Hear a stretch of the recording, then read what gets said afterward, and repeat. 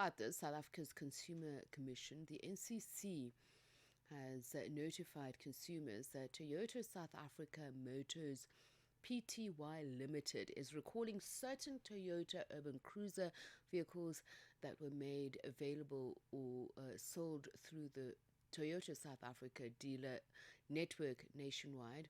That's as of January 17th, 2025 to June the 3rd of the same year. The recall affects 2,208 vehicles, of which 2,015 were sold in the South African market, and while others were sold in neighbouring countries. We speak about the latest of this recall. We joined now by the Commission spokesperson, Pheto Ntaba. A very good morning to you, and thank you so much for speaking to us. Can you just tell us about this recall, and can we describe it, characterize it as a massive recall?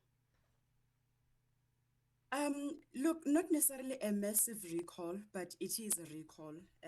But when you look at the number of vehicles, 2,208, it's quite a lot to have unsafe vehicles on the road. One unsafe vehicle is one too many, you know.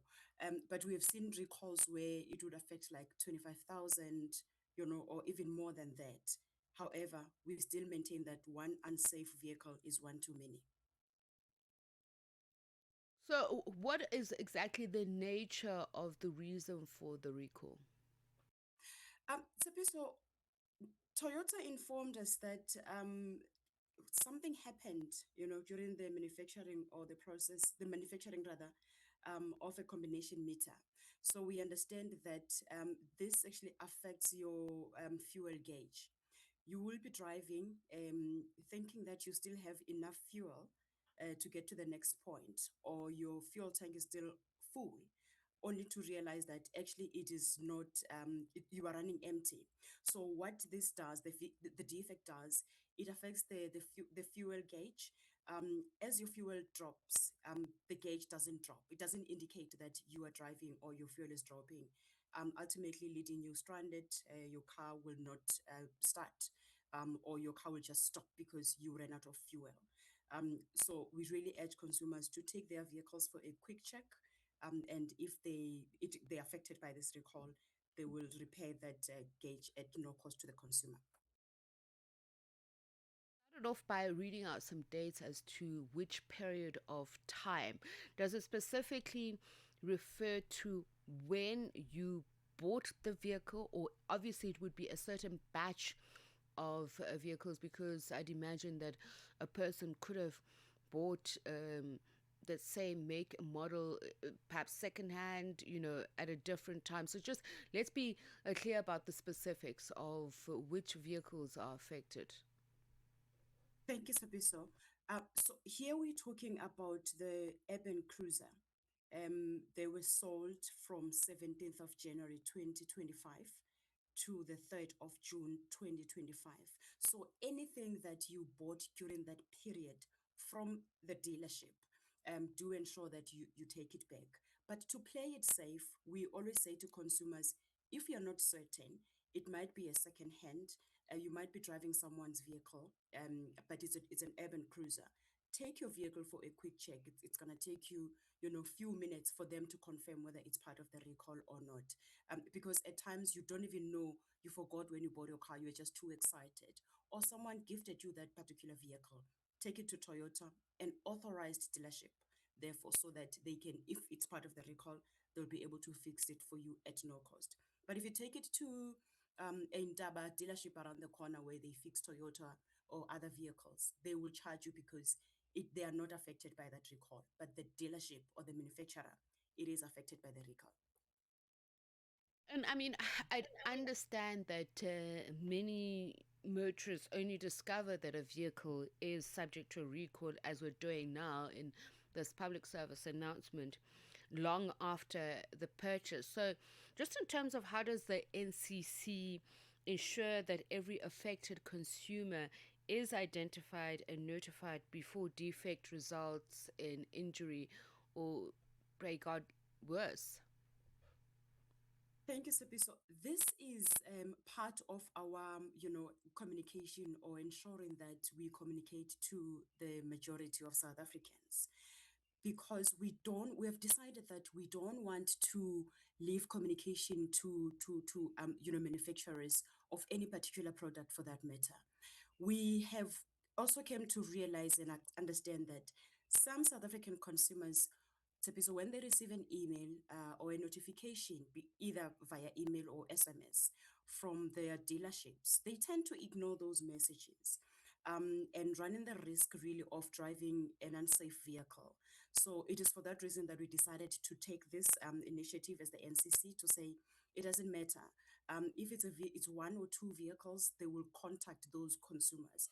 But if it's anything more than five, and again looking at the number of vehicles or the risks or hazards that come with that particular defect, we go all out to communicate with South Africans. But also manufacturers themselves, so dealerships, have an obligation to inform these consumers. So we come now and complement their messaging.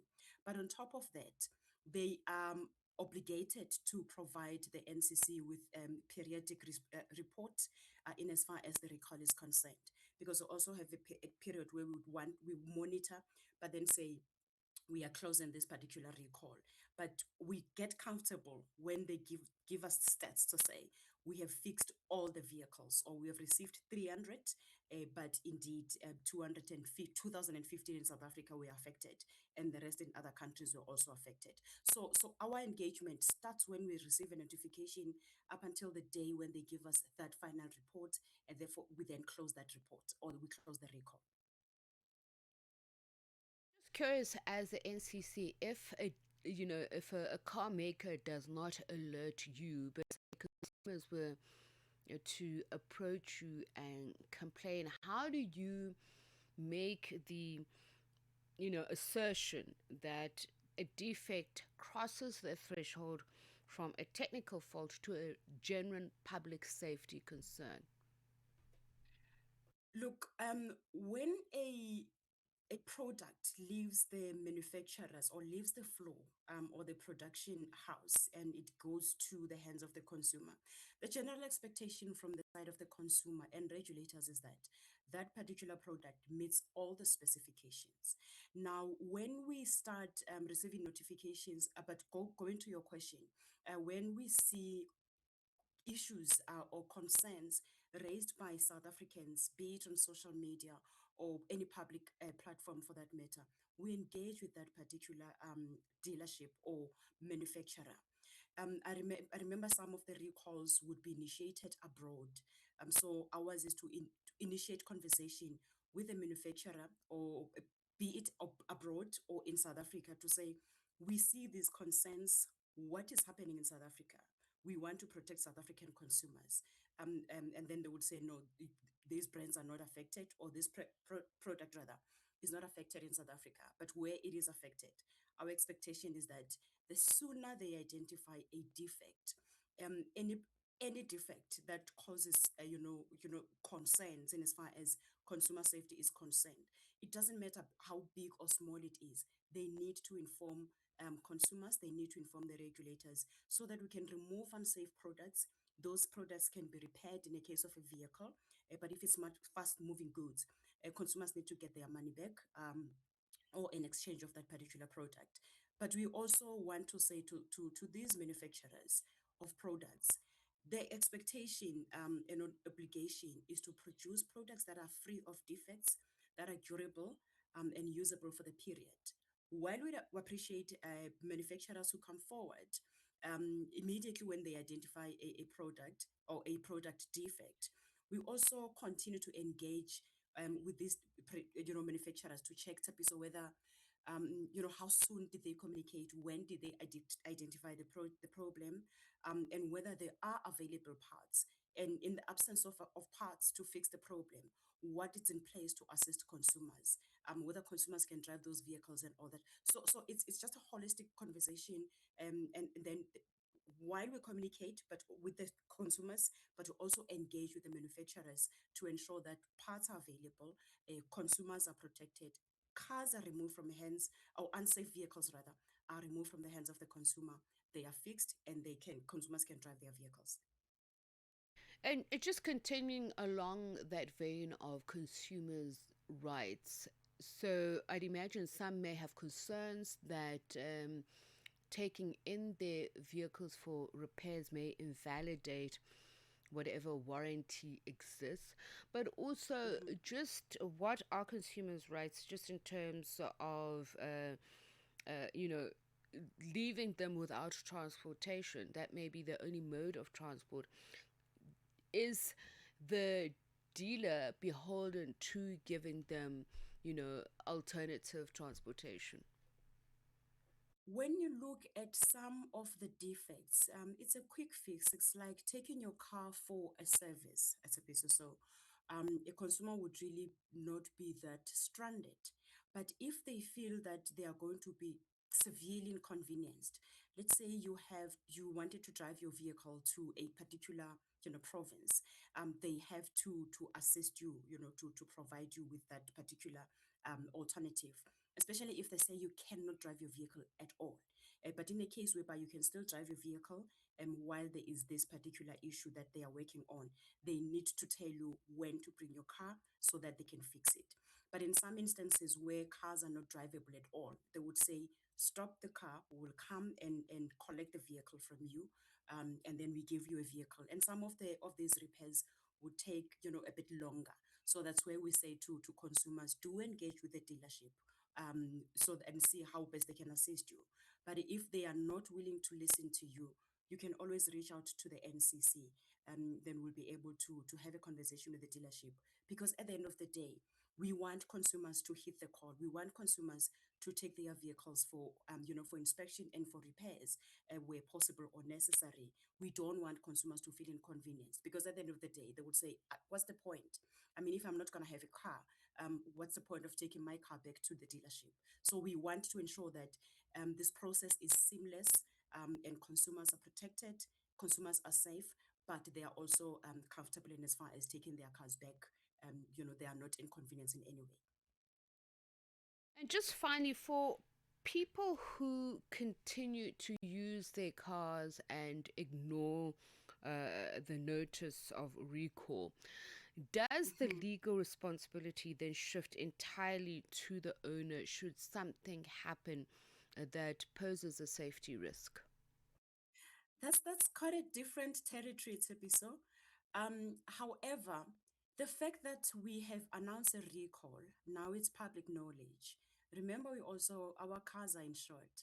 So you don't want to run the risk of driving a car that is recalled, knowing very well that it is part of the recall. And should something happen, you go claim to your insurance, and then they say, look, you drove a car that was not safe. You were informed. So we really want to say to South African consumers, do hit the call. We don't want to invite unnecessary legal complications, in as far as your asset is concerned. It's a simple thing. Take the car, check it in. If it's part of the recall, then they will inform you.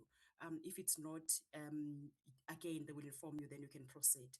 We don't want to take chances, but at the same time, we don't really want to say, to these insurance companies, hey, start looking at this. But it's an open secret, to be so that once a recall is announced, everyone in South Africa talks about it. Pheto Ntaba, thank you so much, spokesperson of South Africa's Consumer Commission. It brings the time to exactly 7 o'clock. Time for your news with Jwalani Tulo Web. The sound of Africa, starting strong.